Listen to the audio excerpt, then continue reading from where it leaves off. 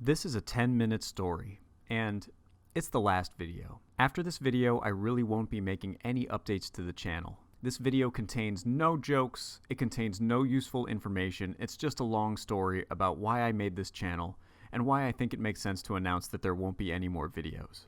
And I'm going to be upfront here. If you don't want to listen to the whole video, if you just want the summary right now, I'm going to overview the three main reasons why the channel is closing. The three main reasons are work, pandemic, and family. And after I go into detail about work, pandemic, and family, I'll be talking for a little while about how this YouTube channel is one of my favorite and cherished things. Okay, that's it. That's the TLDR. But if you're into it, here's the longer version. First, let's cover the three big reasons for closing the YouTube, and then after that, I'll talk about why I love this YouTube so much. But first is work. I never wanted to disclose what I did for work because I was always worried about what would happen if people somehow figured out where I work. It's the internet after all, and I wanted to have some privacy. But I've decided that admitting a few things will help my situation make sense to listeners. I'm a high school English teacher. I have been a full-time teacher ever since I started this channel. I've taught hundreds of students at this point. It might even be thousands. If it is, though, it's like a low thousand, maybe like 2,000. But it's not like 10,000. Maybe one day I'll get there. Some channel viewers even figured out that I was a teacher because for the first 4 or 5 years of the channel, I posted way more videos during the summer. And then right around September, I would stop posting. And then I'd post again during the next summer. So if you ever notice that pattern, it's because I would have downtime during the summer to goof around and do YouTube things. But over the years, I made less and less videos because I made a promise to myself. I would never prioritize doing YouTube over teaching. Now, teaching high school is not making me a rich man, but I'm proud of what I do. Now, for anyone out there who thinks that teaching is easy, I want you to understand that I'm not a genius teacher. There might be some genius level teachers out there that find teaching very, very simple, but I'm just an average person, and being average means that I have to do a lot of things for my job. First, since I'm an English teacher, I'm constantly rereading all the books that I'm teaching. Even when I'm reteaching books from previous years, I revisit the books. I do this so that I can refresh my memory about the books and adjust my lesson plans from day to day. On top of that, I assign a decent amount of essay writing to my students, and when they turn in their essays, reading all their essays is really time-consuming, and I do it. I read them. That's hundreds of pages of reading, and that takes a lot of time. Then, in my class, I have this policy. If any student in my class gets below a B on an essay, they're allowed to meet with me and rewrite the essay until they get a B. So we have a lot of meetings. There are some students who show up in my class and they've never written an essay before.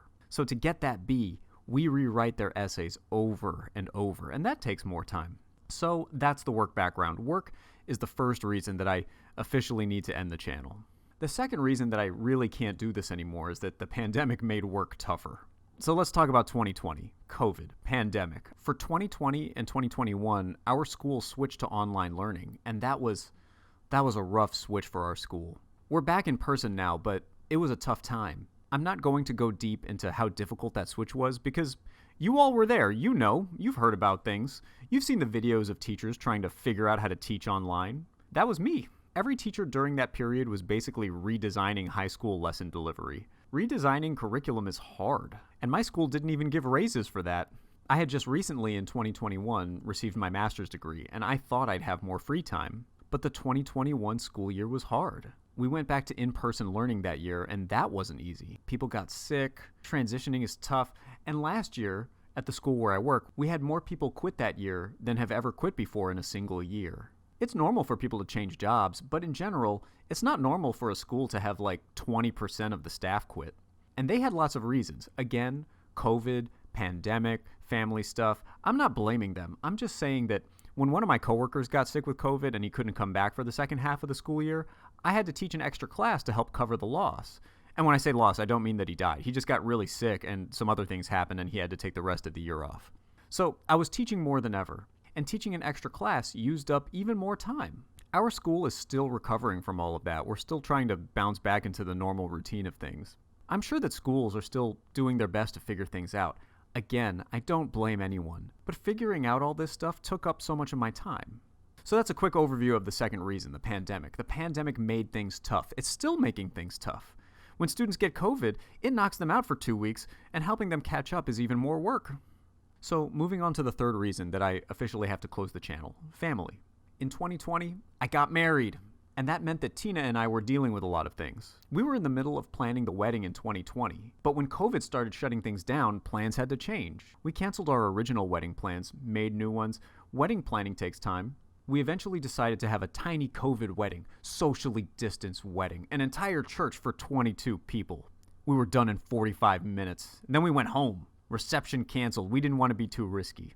As a side note, you know what we didn't cancel from that wedding? The cake order. We found this baker that we really liked. Simple cake style, not like a crazy multi-tier ridiculous cake sculpture. We didn't want any of that. We picked this baker because his cakes just had good flavor. We commissioned this guy to make enough cake for about 200 people. And when the pandemic happened and we had to change our wedding plans, Tina had this idea. She said, this might be a stupid idea, but what if we just eat all the cake? And I said, what? And she replied, well, we love this guy's cake so much, so instead of trimming our cake order, let's just keep the cake order the same and eat it all. And I said, yeah, okay. So we kept our cake order the same. We had enough cake for 200 people, even though only 22 people showed up. Now, we sent a lot of cake home with our families after the wedding, but Tina and I still took home about 2 weeks worth of cake. And when I say that, you must understand. I don't mean that we had a piece of cake after dinner each day for dessert. What I mean is that I ate 3 slices of cake a day for breakfast, lunch, and dinner for 2 weeks. If that baker hadn't retired from baking during the pandemic, I would have given him a shout out in this video, but last I heard he doesn't bake commercially anymore. So, wedding complete. After that, Tina and I bought a small condo together. That was its own adventure, but let's fast forward. Here's something I didn't expect about married life. If you have a big family, they destroy your weekends. We now have a situation where Tina and I both have very large families. And what that means is every weekend is someone's birthday, or it's someone's anniversary, or it's someone's party, and there are a lot of family things to go to. When we weren't married, Tina and I wouldn't go to every single family event. For example, when we were dating, I might skip Tina's brother's birthday party if I was busy or something. But things are different now. Tina's brother is now my brother-in-law. On top of that, I've gotten to know her family a lot more, so I try my best to attend as many family things, and Tina tries her best to attend all of my family things. With all of that happening, my weekends are pretty awesome. I really like hanging out with my family, and making YouTube videos kind of gets in the way of that. So, those are the 3 big reasons. Work was always taking up a lot of my time because teaching is time-consuming. Next, the pandemic ended up being really time-consuming. And finally, after getting married, my family got bigger. And that's a good thing. And I'm just entering a stage in my life where I'd rather just enjoy my time sitting around and talking with people instead of trying to edit video on the weekends. I know you all know this already. I like the writing and talking part of making these videos. I hate the editing part. Editing videos, I'm so bad at it. I'm so slow, and I've always just been trying my best, but I really am ready to say goodbye to this editing stuff. So, I have covered the 3 reasons for the official close of the channel. Work, pandemic, family. Talked about it. For a few more minutes now, I want to get a little bit nostalgic here, and for posterity, or maybe just for myself so I can look back on this in the future, I want to talk a little bit about why I'm so happy about this channel, and why it really will always be one of the most important things in my life. So, about 9 years ago, a handful of things happened. I was trying to figure out what I wanted to do with my life. My brother moved to the Philippines. I was recovering from a breakup from this long-term relationship that hurt me a lot. I was depressed. I don't mean that I had, major depression. I think I was just very sad because I was dealing with so many things, so I was feeling depressed. And then, not knowing what to do with myself, I thought that making these videos would be a new outlet.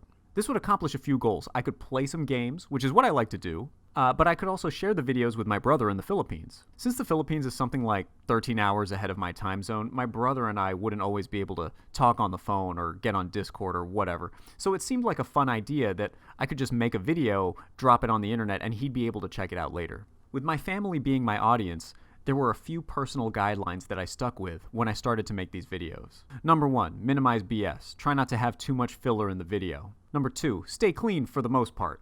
Maybe one day my other family members will start watching these videos, and even if they don't find them funny, I don't want them to be ashamed of what we've made. So the content has to stay clean. And number 3, stay positive. Try not to make content that hurts people. And then something crazy happened.